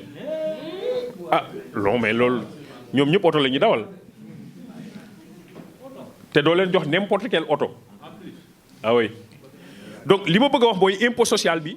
yow dama wax loolu rek mais même ci sa propre famille dootuñu la may dara l'impôt social devient très compliqué te yow tollogoo fenn fi donc dafa bëri ay contraintes yoo xam ni dafay tegu ci yow ensuite mu am ay jafe-jafe parce que mën nga commencer peut-être li nga foogee woon ni noonu lay demeewul noonu mbir mi mën na jël temps mbir mi mën na am ay jafe-jafe mbir mi am na ñoo xam ne dañuy commencer rek bàyyi am ñoo xam ne dañuy commencer mu metti ñu des fa wax naa leen léegi exemple hôtel boobu def na ko ay at hôtel bi doxul mais mi ngi doon xaar xam na ni mbir mi dina ñëw donc am na ñoo xam ne dañuy commencer mu metti ñu bàyyi Eli wax na ko léegi ci intervention nee na diine réglé na lool parce que diine daf la wax ni du metti rek nga daw da ngaa war a toog jànkoonteeg ay jafe-jafe yàlla moom moo wax loolu ci alxuraan laxad xalaqnaa insaana fii kabadin dama leen bind ak ay coono donc il faut que ay coono am dans la Bible Adam et Ève ils étaient dans un jardin nous sommes dans le chapitre 17 de la Genèse Dieu leur avait interdit de toucher à un fruit un jour le serpent a dit à Ève si vous mangez le fruit vous devenez aussi ou plus intelligente que Dieu. Ève mange et Ève devient effectivement intelligente. Elle va voir son mari Adam et lui dit j'ai mangé le fruit et je suis devenue intelligente, tu dois faire comme moi. Adam mange et Adam devient effectivement intelligent. Dieu les appelle tous les deux. Il dit à Adam et à Ève venez vers moi, j'ai besoin de vous. Ils disent à Dieu attendez un instant, nous sommes nus. Dieu leur dit comment vous avez fait pour savoir que vous êtes nus? Parce que jusque-là vous l'étiez mais vous ne le savez pas. C'est que vous avez mangé le fruit de la connaissance que je vous avais interdit de toucher. Ève dit c'est le serpent qui m'a poussé à manger. Et Adam dit c'est la femme que tu as mise à côté de moi qui m'a poussé à manger. Dieu les sanctionne tous les trois. Il dit au serpent tu seras l'animal le plus maudit des animaux de la terre. Tu marcheras à plat ventre et tu mangeras de la poussière. Je créerai inimitié entre toi et les autres animaux de la forêt et les hommes te blesseront la tête par le talon. Dieu dit à Ève puisque toi tu as poussé ton mari à manger le fruit, désormais tes désirs porteront sur ton mari mais il te dominera et tu enfanteras dans la souffrance. Et Dieu dit à Adam puisque toi tu as écouté la voix de ta femme et non ma voix, désormais c'est à la sueur de ton front, donc le travail, que tu assureras ta nourriture tous les jours de ta vie jusqu'à ce que tu retournes à la poussière d'où tu pries parce que tu n'es que poussière et tu retourneras à la poussière. Donc ça veut dire quelque part aussi que jafe-jafe dafay am. Dans la seconde épître aux Thessaloniciens, Saint Paul dit que ceux qui ne travaillent pas ne mangent pas non plus. Que ceux qui ne travaillent pas ne mangent pas non plus. Donc on est exposé à des difficultés. Religion bi dafay régler loolu ni dañuy am ay jafe-jafe am na ñi nga xam ne nag bu jafee tuuti ñu bàyyi mais même jafe-jafe yooyu Eli wax na ko sànq man bu may def sama entreprise dama koy intégrer je crois que même ci samay plan damay intégrer ni jafe-jafe bii mën na am seetlu ngeen benn affaire foofu laay terminer fii Sénégal naar yi ñoo fi njëkk a yor bitig yi ku ne xam na loolu naar yi bitigu naar la ñëpp doon wax bi ñu demee ba année 89 mu am problème entre Sénégal ak Mauritanie naar yi ci bëri dem mais bu naar yi demee kan moo jël bitig yi non sénégalais yi ñoo jël bitig yi bi naar yi demee juste sénégalais yi ñoo jël bitig yi c'est que sénégalais yi dañ faa yàggul sénégalais yi defuñu fa 1 an ñoom ñëpp bitig seen bitig tëj Pël Fuuta yi jël ko c'est ça la vérité parce que pression sénégalais yi bi ñu jëlee bitig yi mais boutique ku ne xam na ne même boo ci liggéeyul nii ay affaire am gaawul noonu mais yow nga yor boutique dem jëndi lunette gars yi ci seen bopp ñoo bëgg lunette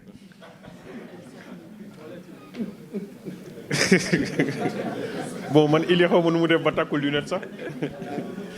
ah oui bon lui remet sénégalais yi dem jëli lunette commencé organiser ngénte boo xam ne mais yow wóor na la ne ngénte bi mënoo ko nga Georges Hardy bi muy bind 1927 l'art animiste nègre nee na gis nga à l'occasion des grandes fêtes les nègres consomment beaucoup de couscous et le lendemain chacun verse le reste de ce qu'il a consommé devant la porte de sa maison pour montrer à ses voisins qu'il en avait suffisamment pris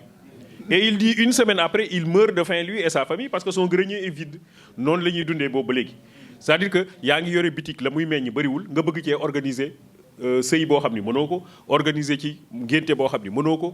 dëj am nga bëgg koo organiser doo xam ni mënoo ko. En fait rapidement boutique yi nga xam ni sénégalais yi ñoom ñoo ko yore woon boutique yooyu am ay problème Pël Fuuta yi ñëw jël ko. Donc ce qui fait que tey jii presque boutique yëpp Pël Fuuta yi ñoom ñoo ko yore. Dafa am métier yoo xam ni yu ci bëri léegi Pël Fuuta yi ñoo ko yore moo xam ñoom ñooy jaay ay fruits. ñoom ñooy ñu ci bëri ñoom ñooy raxas ay oto léegi sax oto yi yokk nañu ni ñu ko doon raxase c'est normal aussi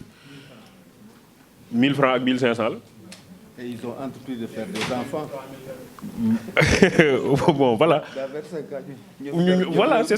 ça en fait. Donc loolu yëpp pour wan la ni ñun am nañu quelque part culture entrepreneuriale. Donc si foofu laay terminer ne on est dans une société boo xam ni muy fonctionner ça ne facilite pas toujours l'entrepreneuriat, c'est clair. Mais ki nga xam ni lancé wu na ci il faut qu'il soit endurant, il faut qu'il soit engagé, il faut qu'il soit volontaire. Comme la mentalité Bawol se prête à ce type d'activité. Et que Bawol nekkul forcément ki nga xam ni Bawol la dëkk ki nga xam ni dafa am benn mentalité benn culture benn façon de faire mën nañ ko considérer comme Bawol. Am na foofu laay terminer benn ki moom KSBSS ñaan la tudd te muy KBSB Kër Bamba sunu boutique kii defar nickel yi. waaw kii defar nickel yi moom sama waay la ñaan mu ni ma man dama doon jaay nii nekk ci mbedd mi di jaay ambulant mu ni dama doon jaay lu mat 5000 nekk ci sama poche bu ma jaayee mais du ma añ ma ne ko lu tax doo añ mu ni ma parce que sama bénéfice génnagul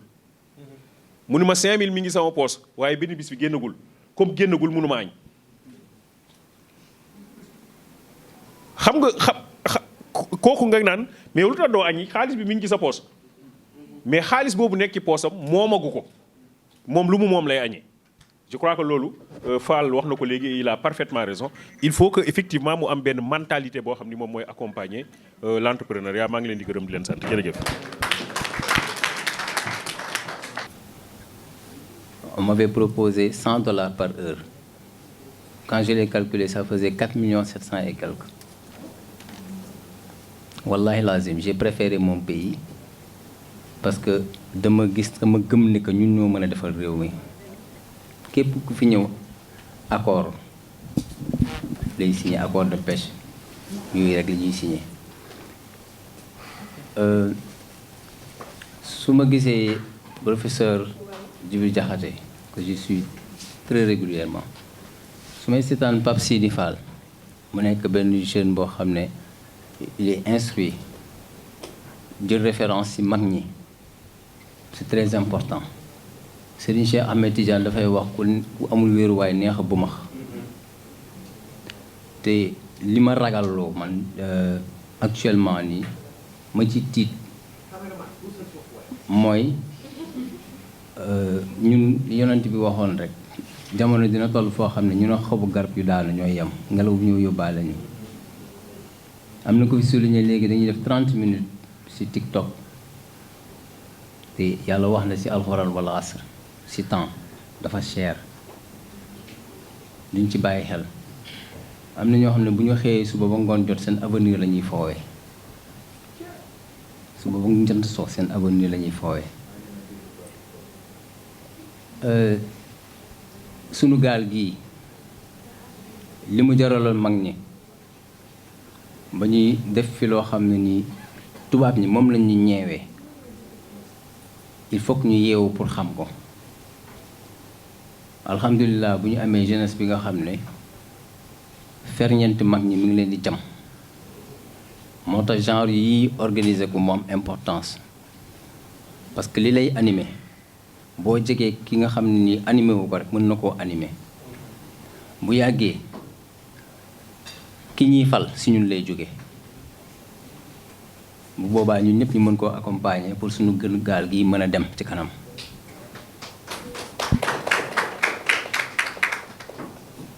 defu lu baax sa moroom di ko fësal lu am solo la yaa baax du yàq dara sa mbaax Pape Sidi dama koy seetaan ci télé bi ba si yàgg muy wax ba sama yaram di daw damay sentir engagement am si dëkk bi pour defar ko.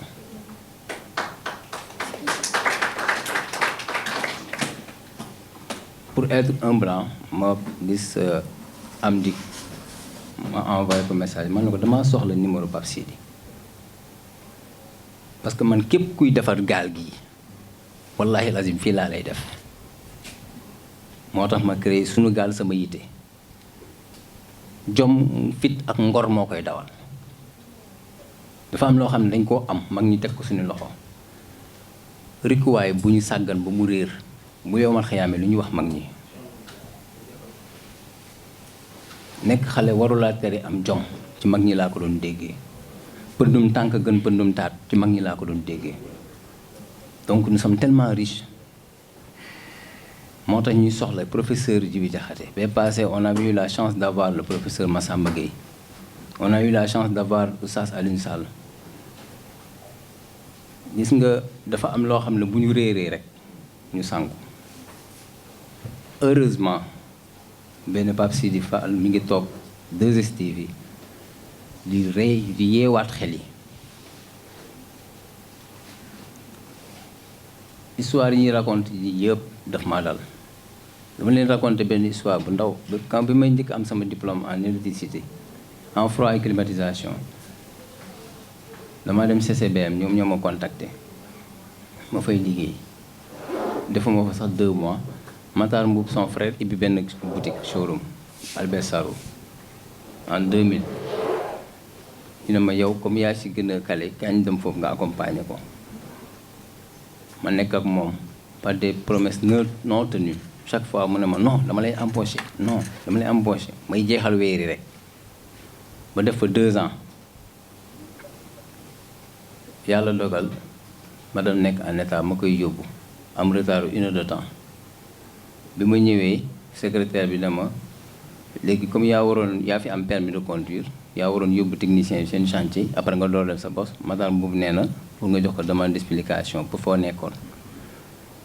ma répondre ko mu delloowaat ma lettre bi ne ma li ma ko répondre doy ko ma ne soxna si kii dafa bëgg ma fen xanaa li ma def loolu laa ko wax mu ne ma non foog nga répondre ma ne ko abal ma feuille ma bindoo ko lettre de démission boole ko demande d'explication am jox ko ko dem toog sama xaalis bi ma mujjee fay ça tourné autour de 135 000 francs si koo xam ne j'installé le split à 59 000 francs par split bi ma jëlee xaalis boobu ma dem jënd si une ordinateur portable mini ak benn imprimante xaalis ba jeex ma ne yàlla day woy ñam xel lay waxal te yàlla neen li ma def seen xel yi utiliser gul ci 1/4 bi kon xaar ma utiliser sama xel bi te mag ñi daan naa dégg ñu naan xar ba ca àll ba moo gën a duuf xar bi ci kër gi pour vous dire que ne supportu mag ñi rek moo ma poussé ma bind ay demande d'agrément déposé proposition de contrat de maintenance déposé dem toog na yàlla lu ma mën laa def am na loo xam ne mënuma ko yaa ko mën damay ñaan nga defal ma ko ma nekk ci noonu ba ñu woo ma contrat ma dem di ci nekk defal benn femme bi ma njëkk a woo na ma dañ maa boole yow yàlla na ma yàlla yërëm aw ma ko ma moto aw ma oto ma dugg bis le temps may egg femme bi woowaat ma ne ma dangaa yéex woo naa keneen ma jël dangaa yéex boobu ne kenn dootuma ko waxati lu ma liggéey dajale tuuti à côté dem ba jënd scooter pour vous dire pour yéen ni ngeen di expliquer na gëm-gëm ak dëgër laay ak am foo wéeru kennul mag ñi moo lu yóbbu fa sori loolu moo ma may tey ba ma sama sagiment groupe bi maay borom dem si devant un notaire ñu bind ko mu kii parce que il faut oser aussi dans la vie munoo am immeuble ñi lay jox immeuble ay R+7 ngay daw li moto c'est pas cohérent fit boobu ak gëm-gëm googu yëpp sorewul si genre professeur Djibi Diakhaté yi laa ko jëlee nous sommes trop riches malheureusement mënuñu ko xam bu ñu xeeb lu ñu yor nañu exploiter lu ñu yor te loolu moo la mën a yóbbu fa sori gis nga salon de coiffure bi ma koy ibbi damaa gis ne chaque semaine presque ma wattu ji te 1000 francs lay fay mu dikkee ma presque combien de fois ma ne xaaral mu yibbi salon de coiffure def climatisé ko def ay salle massage beeg yëpp ku ñëw fay 1000 francs ça me rapporte 300 et quelques mille. loolu ñuy xeeb ñun bàyyi kook ñeneen ñi loolu moo waral bu subaa ñu naan France dégage Y'en a marre mbokk yi ku maar génnal fii ñun ñoo ko mën a defar.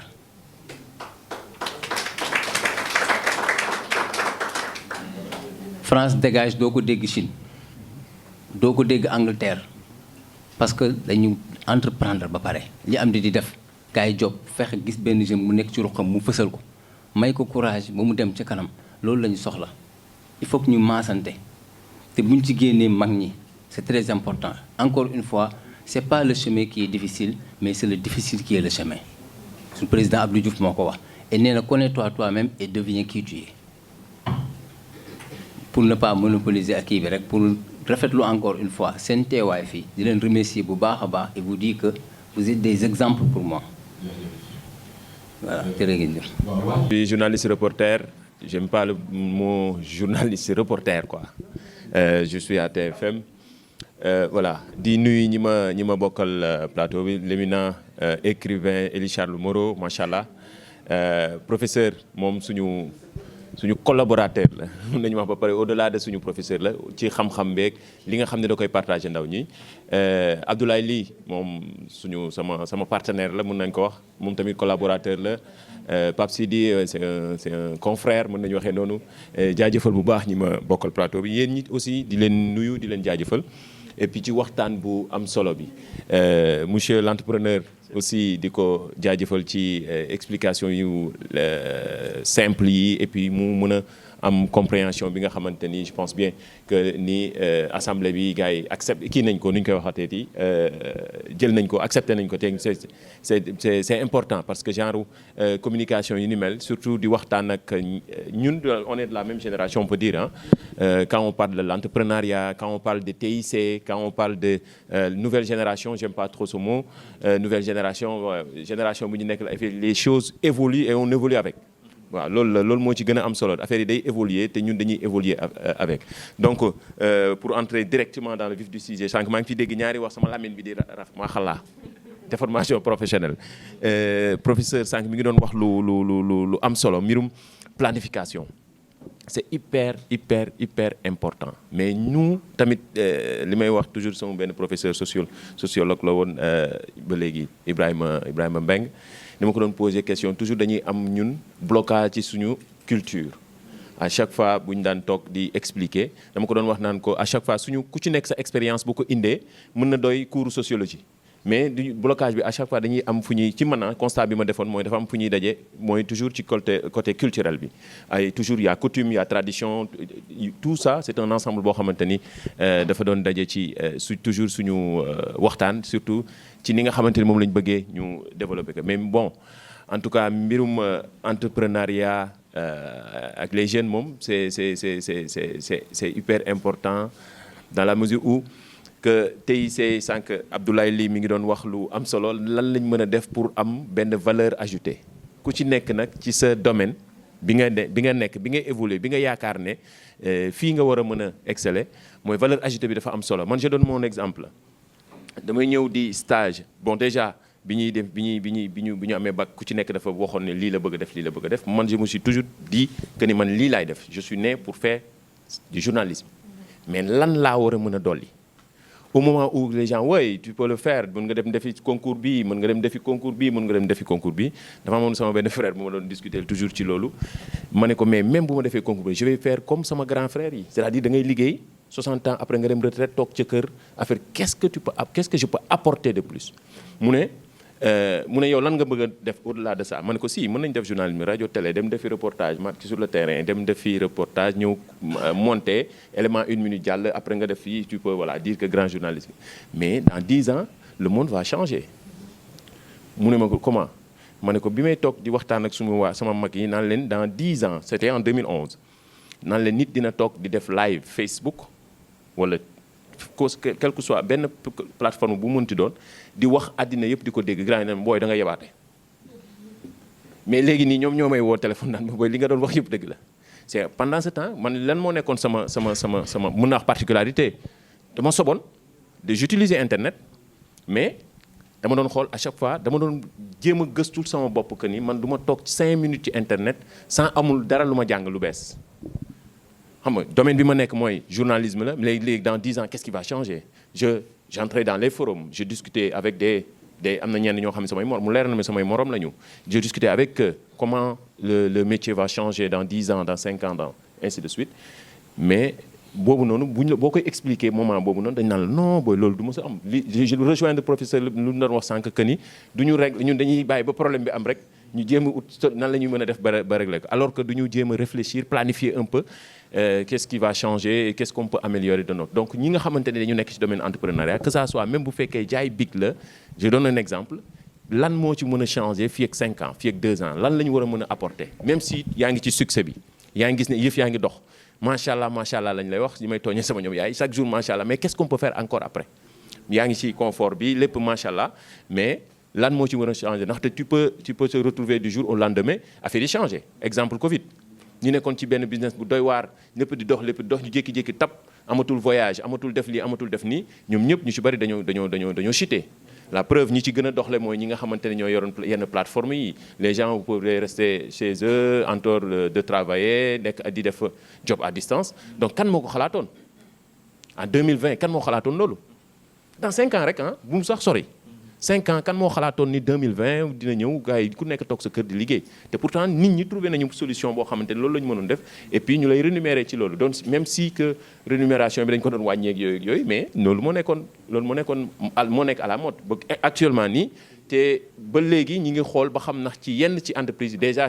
commencé na aux États-Unis ak dans certains pays nan la ñuy def ba nit ki actuellement mën a productif que ça bu fekkee ci bureau lay ñëw 2 jours dans la semaine li ci des mu toog ko këram wala mu dem defi beneen liggéey donc c'est possible donc bul nekk damay revenir bul nekk ci benn business rek nga ni lii rek laay nekk jeex na te ñun dañuy gaaw a doylu li may wax dama koy wax toujours ci sport beeg ci ñi nga xamante ni ñooy suivre football bi sénégalais dafay gaaw a doylu loolu moo ñu sonaloon balaa ñoo jël coupe d'Afrique dañ daan dem bu ñu doon wax Sénégal qualifié na quart de finale rek ñu ne voilà succès machin léegi gal voilà musul yegg fii yegg na fii nañ sant yàlla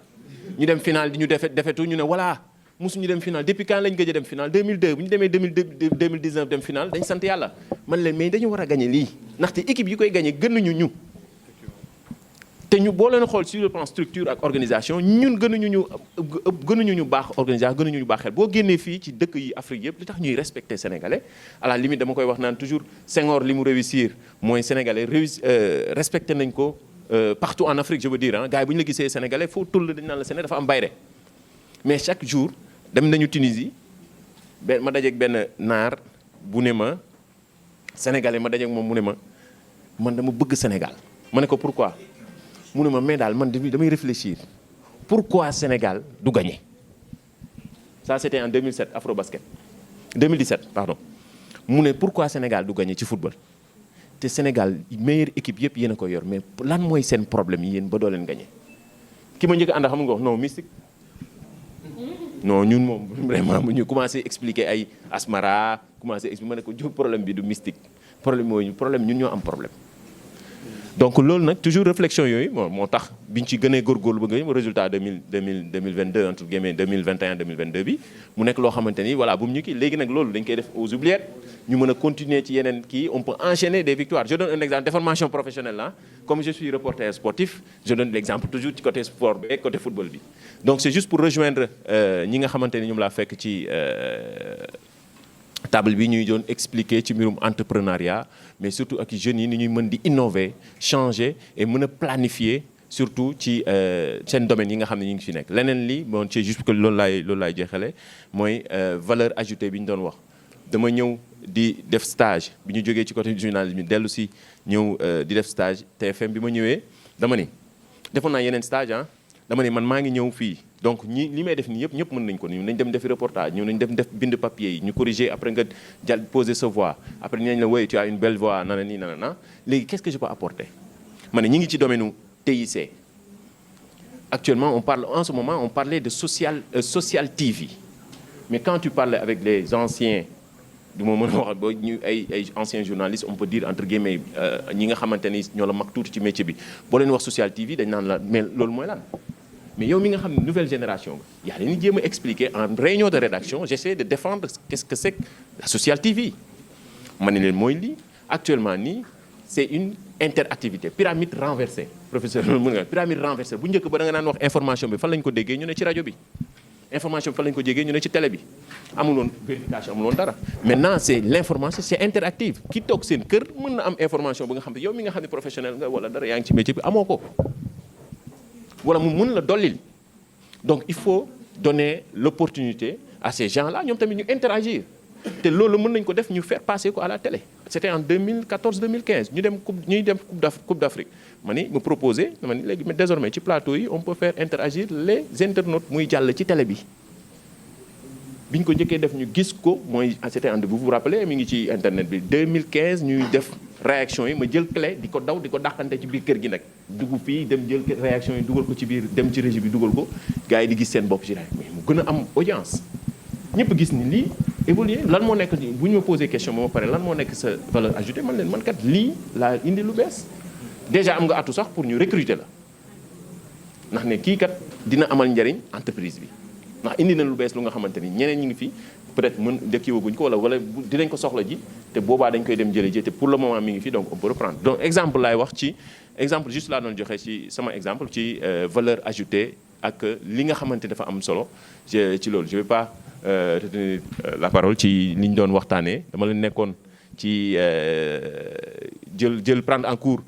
discussion bi jéggalu aussi ci retard bi moom li ko waral mooy ci mbirum professionnel la liggéey rek lañ nekkoon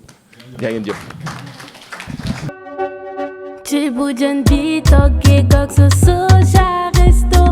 rosi bi def si soja resto ñuulu bi def si soja resto couleur bu rafet cafta bu saparal resto sosu wàcce ki ak soja resto sosu ginaar ak soja resto méchoui bi ak soja resto sayoko yake sushi arôme épicé resto.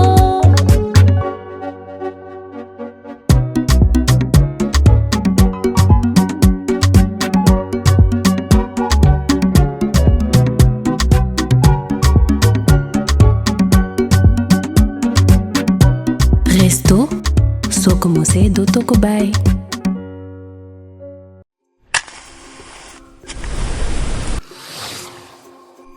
Pour que chaque repas soit un moment de plaisir, Lobou Mame Diarra Bousso est au cœur des foyers sénégalais depuis plus de 20 ans. Situé au kilomètre 18 route de Rufisque à Dakar, Lobou Mame Diarra Bousso est une société 100% sénégalaise spécialisée dans l'enfûtage et la distribution de gaz butane. C'est une équipe de plus de 200 collaborateurs guidés par une même volonté, participer activement au développement du Sénégal. Ces équipes s'appuient sur des valeurs familiales partagées et une expérience professionnelle forte, faisant de Lobogaz la marque préférée des Sénégalais. Le souci de chacun de nos collaborateurs est l'accessibilité de nos produits à tous et partout. Notre leadership sur le butane, nous le devons aux ménages sénégalais qui ne cessent de nous renouveler leur confiance, faisant de nous le leader incontesté du marché du gaz, notamment de la 9 kg. Nous avons conçu cette bouteille en respectant les normes de sécurité en la matière. Cette invention est déposée auprès de l'Organisation africaine de la propriété intellectuelle. Assurément tournés vers l'avenir, nous maîtrisons toute la chaîne d'approvisionnement du gaz, allant de l'importation à la distribution sur le marché national et à la réexportation. Notre fibre patriotique, notre recherche permanente d'innovation et notre souci de sécurisation de l'approvisionnement du pays en gaz butane ont motivé la construction de 4 sphères sous talus d'une capacité totale de 6200 tonnes. Lobou Mame Diarra Bousso est ainsi le numéro 1 au Sénégal et dans la sous-région en stockage conforme de gaz butane. Nos lignes de production comportent 7 carrousels, composés chacun de 12 bascules automatiques et de 5 autres bascules manuelles, soit une capacité de production de 9000 bouteilles par heure, ce qui nous permet d'approvisionner le marché sénégalais en toute fiabilité. Le gaz butane reste un produit inflammable et parce que la sécurité est primordiale pour nous, nous avons mis en place une équipe de sécurité formée et composée d'officiers de sapeurs-pompiers, de professionnels du butane et de collaborateurs. Des simulations sont régulièrement effectuées dans l'enceinte du centre afin d'assurer la sécurité de nos travailleurs, mais également des riverains. Mais nos ambitions ne s'arrêtent pas là. Nous diversifions aussi nos activités pour devenir un acteur majeur des produits pétroliers. Et avons lancé en 2016 notre première station-service sous la marque Lobo Oil, avec la volonté d'innover dans la distribution d'hydrocarbures à l'instar du butane. Modernité, expertise, innovation. Aujourd'hui, nous sommes engagés pour répondre aux besoins de toute la société sénégalaise. Notre professionnalisme nous a valu la confiance de nombreuses entreprises au-delà de nos frontières, faisant ainsi de Lobo Mame Diarra Bousso un acteur incontournable de la sous-région. Demain, notre ambition est de renforcer notre présence en Afrique de l'Ouest pour conquérir de nouveaux marchés. Pour continuer à vous accompagner partout, et parce que vous méritez toujours mieux, Lobo Mame Diarra Bousso ne cesse d'innover, de voir plus loin.